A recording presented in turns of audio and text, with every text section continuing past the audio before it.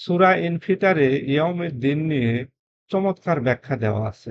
ছোট্ট একটি সূরা, চাইলে আপনারা দেখে নিতে পারেন সূরা ইনফিতার। এখানে বলা আছে ইয়াউমের দিন হলো এমন একটি দিন যেদিন একজন মানুষ আরেকজন মানুষের উপর কোনো ক্ষমতা রাখে না বা কর্তৃত্ব রাখে না। সেদিন আমর বা আদেশ কেবলমাত্র আল্লাহ তাআলার পক্ষ থেকে।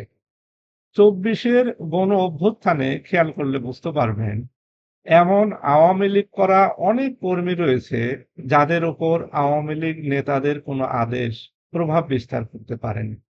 এমনকি চূড়ান্ত আন্দোলনের দিনগুলোতে দেখা গেছে সবাই যার যার মতো করে আন্দোলন সংগ্রাম চালিয়ে গেছে। এটাই গণ অভ্যুত্থানের সৌন্দর্য। এটাই ইয়াউমের দিন। প্রচলিত আন্দোলন সংগ্রাম যেভাবে সাজানো গোছানো থাকে, গণ অভ্যুত্থান তেমনটি নয়।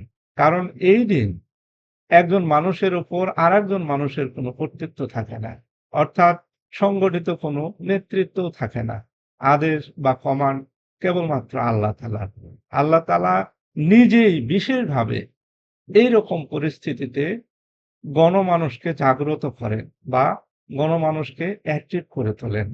এজন্যই দেখা যায় গণ অভ্যুত্থানের পরে অনেকেই গণ অভ্যুত্থানের ক্রেডিট নেবার চেষ্টা করে। এটাই স্বাভাবিক। কারণ একজন আরেকজনের খবর জানে না।